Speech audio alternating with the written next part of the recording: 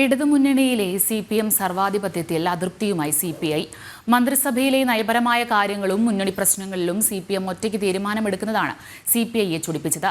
CPM നിലപാടിൽ മറ്റ് ഘടകകക്ഷികൾക്കും അതൃപ്തിയുണ്ട്.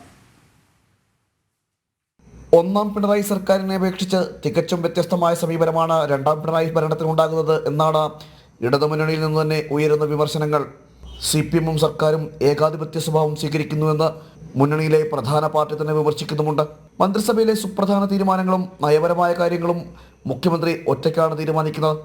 മുന്നണിയിലെ രണ്ടാമത്തെ വലിയ കക്ഷിയായ CPIയെ അറിയിക്കാതെയാണ് പല തീരുമാനങ്ങളും ഉണ്ടാകുന്നതെന്നും വിമർശനങ്ങൾ ഉയരുന്നുണ്ട്.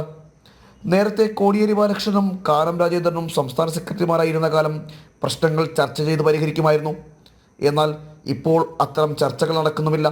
CPM സംസ്ഥാന സെക്രട്ടറി MV ഗോവിന്ദനും ബിനോയ് വിശ്വവുമായി നടത്തിയ കൂടിക്കാഴ്ചകൾ വളരെ അപൂർവമാണ്. ഇക്കഴിഞ്ഞ CPI കൗൺസിലിലും CPM നിലപാടിനെതിരെ വിമർശനങ്ങൾ ഉയരുകയും ചെയ്തിരുന്നു.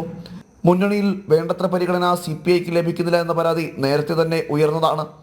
മന്ത്രിസഭയിലെ അപ്രമാദിത്വത്തിനെതിരെ CPI മന്ത്രിമാരും രംഗത്ത് വന്നിരുന്നു. തദ്ദേശ സ്വയംഭരണ സ്ഥാപനങ്ങളിലെ തെരഞ്ഞെടുപ്പ് അടുത്തിരിക്കെ മുന്നണി പ്രശ്നങ്ങൾ CPMന് കടുത്ത തലവേദനയായിരിക്കും സൃഷ്ടിക്കുക.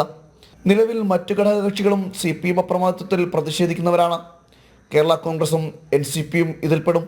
സ്വന്തം പാർട്ടിയിലെ മന്ത്രിയെ മാറ്റുവാനുള്ള തീരുമാനത്തിൽ മുഖ്യമന്ത്രി ഇടപെട്ട് അട്ടിമറിച്ചതിൽ NCPക്ക് കടുത്ത അതൃപ്തിയുണ്ട്. ഇതേ സാഹചര്യത്തിൽ മറ്റ് ചെറിയ കക്ഷികളും പ്രതിഷേധമുയർത്തിയാൽ അത് മുന്നണിക്കും സർക്കാരിനും കടുത്ത തലവേദനയായിരിക്കും ഉണ്ടാക്കുക.